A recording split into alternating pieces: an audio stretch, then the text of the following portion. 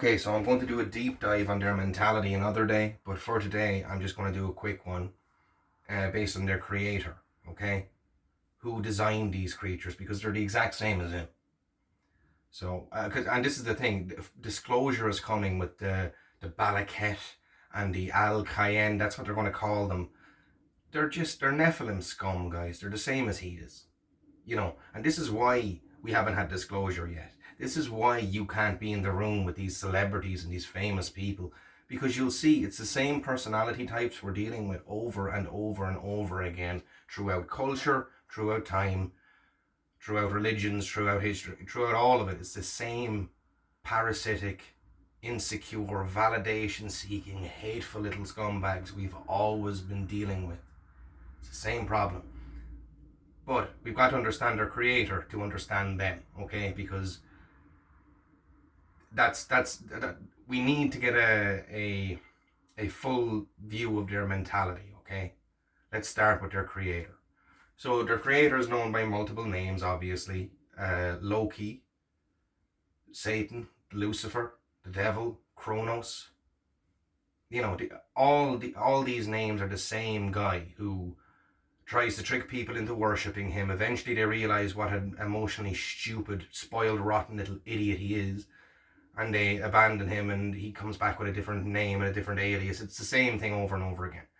But my favourite story to explain the mentality of this idiot is the story of Baldur, okay? Now, I know Baal is another name for the devil, but that's not who we're talking about here in this story. In this particular story, I know I should have used one where the name isn't that, but in this particular story, it's Odin's son, okay? Now, I'm not pagan or anything, but I like this story because it proves the mentality of Loki, the devil. It proves who we're up against, their creator. It proves what they're like. So it's much like the story of Achilles, where the mother dipped him in water to make sure he was invulnerable to everything and couldn't be hurt, but forgot about the heel. In this story, Baldur, Odin's firstborn son, his mother blesses everything she can find, everything in sight. She blesses it and says, "May nothing that comes from this ever harm my son. May he be invincible." And he was. So Baldur and his younger brother could fight all day long, and they could stab each other with stuff because you could never get hurt. They were impervious to pain. And so this went on for years, but the one thing that Baldur's mother forgot to bless was this little sapling, this little mistletoe sapling. And she didn't think anything of it because it was so small that they didn't even know if it would survive the season or whatever. So time went on, but of course Loki had nothing better to be doing. A husk. Not just, if you can't think for yourself, if you don't have your own thoughts, he kind of spends all his time just obsessed with humans and obsessed with everybody else and just watching them. So of course he made note of this. Now, Odin didn't know that Loki had been harboring a lot of resentment against Odin because Odin's sons were beloved and Loki's children and sons were hated. Instead of reflecting upon, well, everyone hates you because you're parasitic and you bug people and you create problems and you're a known piece of shit, like the shit wouldn't fall far from the ass, would it? You know what I mean? So it's probably you, you're a narcissist, people don't like you, so that's what your kids would be. He's a narcissist, so he couldn't accept that. He couldn't do that maths in his head. So he decided that obviously Odin must be to blame and Odin's children must be to blame. And so already, by the way, this is already, we're getting into the mentality of him, because one, he had been watching the entire time because he has nothing better to do, him or some of his ilk. Two, he's bitter that Odin's kids are loved and his aren't, even though it's nothing to do with Odin or his children. It's very much his problem. But he's so delusional, he's convinced himself it's Odin's fault. And now three, this is the big point. This is the big thing you need to know about their creator. Loki crafted an arrow out of that mistletoe. It had grown into a tree. He crafted an arrow out of it, and he poisoned the tip of the arrow. Okay? Now, did he fire the arrow himself and kill Odin or one of Odin's children. No. He tricked Baldur's brother, he tricked the second son into firing the arrow at Baldur and to kill him. And of course it worked. And Odin went crazy, of course, and got revenge. He killed one of Loki's sons in response and tied him to the tree with the body. I don't know if we can get into the detail, it's so gruesome. But the point to focus on there is, why didn't Loki fire the arrow himself? Why didn't Loki fire that arrow himself? Why did he trick, I can't remember the kid's name, but Baldur's brother, the younger brother, why did he trick him into firing the arrow? Why didn't he do it himself? And that's who we're dealing with. That's the reason why, is because he thought that would get him out of the ramifications. He thought that, oh yeah, I might have made the arrow and, you know, been responsible for setting it all up, but sure, I didn't shoot it. I didn't kill him though. So, you know, you know, he thought he thought that would get him out of it. That's how emotionally stupid, that's how thick these things are. They're so hard to describe. But I like that story. That story is my favourite, because there's a so-called god. There's their creator. The devil, Loki, same thing. Sorry, Baal, not Baldur. Baldur's the son. But same guy in multiple different forms. That's who we're dealing with. He actually thought, the one, it was Odin's fault. Two, that if he was responsible for the death of one of Odin's kids, that just him having somebody else do it would get him out of ramifications, would get him out of being held accountable. That's who we're dealing with. That's who we were always dealing with. In every single variation. A total idiot. And you'll see it in his kind. Like, these are the kind of people that, like, I remember when I worked in that factory up in Enniscorthy, like I used to wear a key fob, because we have to wear an identity tag going into the factory. So you'd put it on before you left for work, you know, go in and get your diesel or whatever, get your petrol, get some lunch, and then head on to work. I was refused service in a local shop because the woman behind the till accused me of trying to be a somebody. Because who you are with a name tag, you're trying to say you're better than us or something.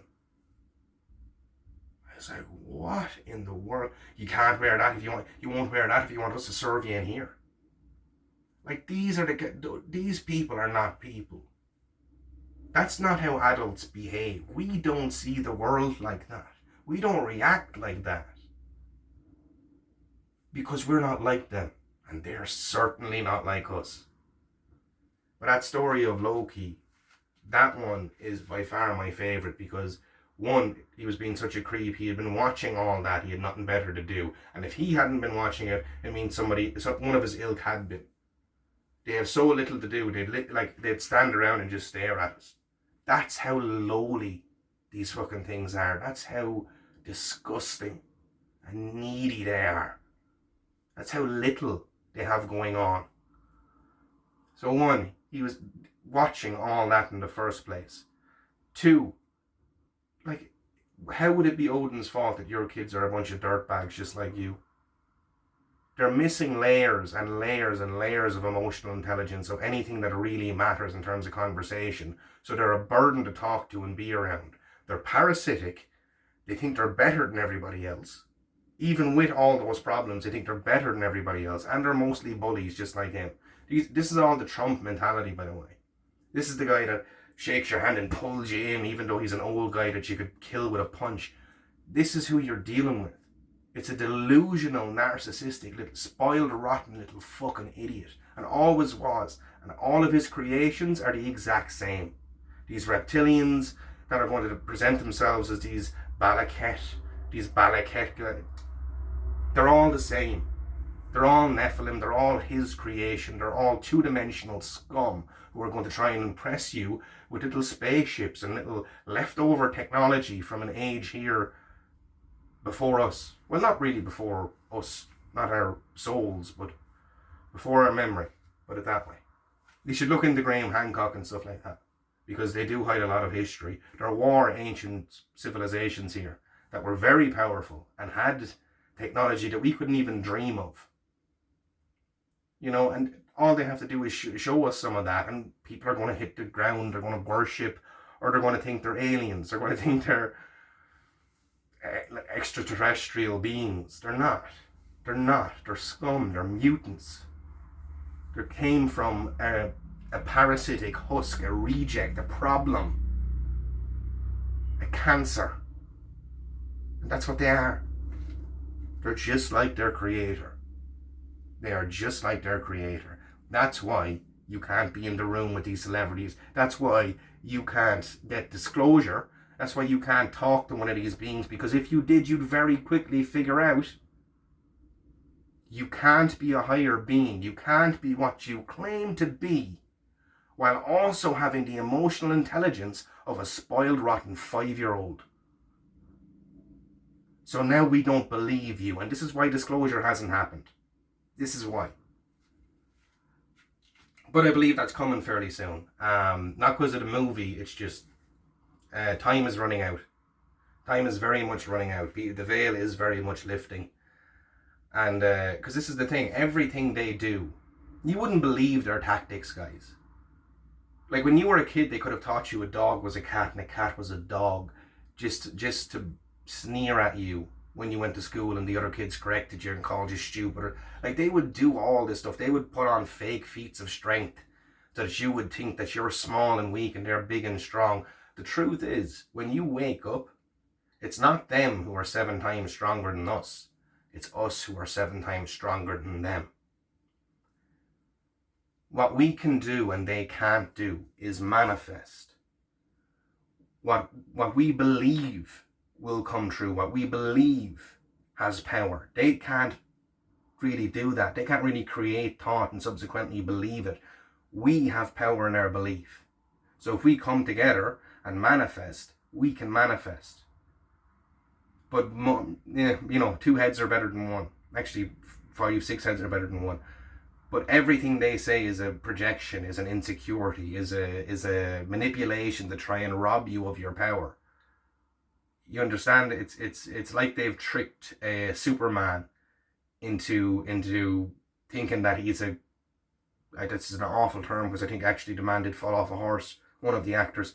But it's like they tricked Superman into thinking he was a quadriplegic, when actually it was all rhetoric and bullshit being pumped into his head. It was like, there's a condition where a parent will convince their child they're sick all the time to keep them dependent, to keep them needing the parent, to keep them weak so that the parent has some sort of control and power over that child.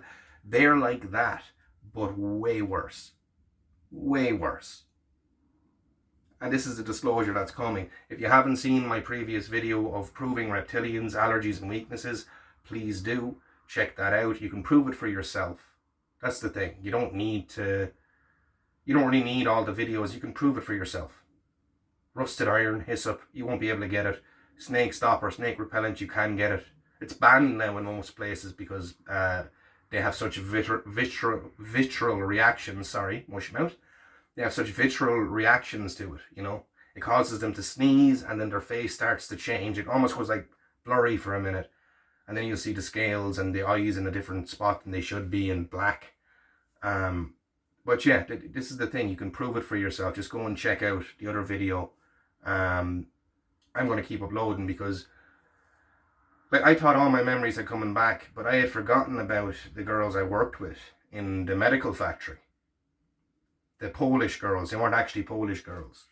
There were women in that factory that would only speak to certain other women. And they call themselves the Balaket. So they'll only speak to women of their same species. But they'll say they're from a particular planet. But really they're just Nephilim that are they're reptilian or whatever, that are probably a higher caste or whatever, class than the other ones. So they'll only speak to other females on their level and the males of other species. They won't speak to human women or reptilian women that are lower than them. And they call themselves Balaket. But you'll notice, this is the funny thing with them. They're going to say they're from another planet, but even look at the name. B-A-Ael Kayeen. Balaket. It's got Baal in the first for, like, it's Baal, you know, it's his creation, it's evil.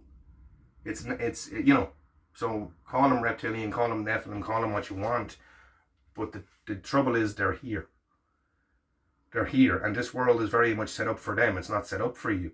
It's set up for you to suffer, for you to go through trauma, for you to have something for them. Like, you are fodder for them in every way you can be. Emotionally, creatively, the turmoil in your life, that they not only enjoy that just because you're of God, you're of creation, you're connected to something that they're jealous and envious of and were cut off from. It's not just that. They'll use you for everything. They'll use you for your stamina, your endurance. If you're working out a lot, all of a sudden you'll notice people around you start working out.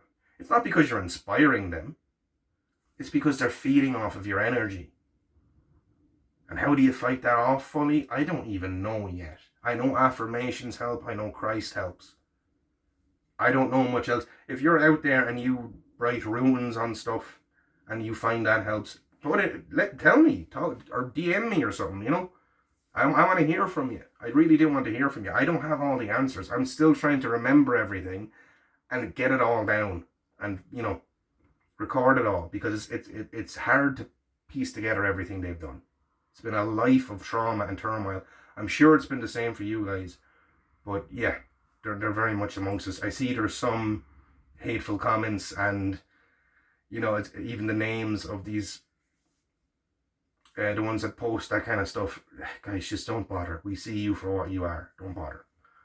But yeah, quick little thing on their mentality, on who these beings are and what they think like and what they view us as. Okay, because they're going to try and look down at us and view us as, like, they say they view us as animals and dogs or cattle or something. But all of that is projection. All of that is projection. And this is why I don't know really if it's New Testament, Old Testament, but I don't really understand all the sides at play here. It's a mind melt for me. My focus has been on them, and it's going to continue to be on them and exposing them and letting you know how to, and how to defend yourself. So, yeah. Again, I'll do a deep dive on their mentality another time, but I think I think that'll do for now. As an update, they still haven't switched my money back on, so I'm very much running out of stuff. But I have enough. I have enough at the time, and the season is good, so fuck them. I'm still not going to have anything to do with them. I would rather starve than have anything to do with them. And that's the truth. I will not tolerate them. I will not coexist with them. I will not accept them in any way, shape, or form. I will not forgive them. None of it. None of it. And if you do, fair play to you, but also fuck you, because after everything they've done, no. No. But anyway, right, that'll do for today.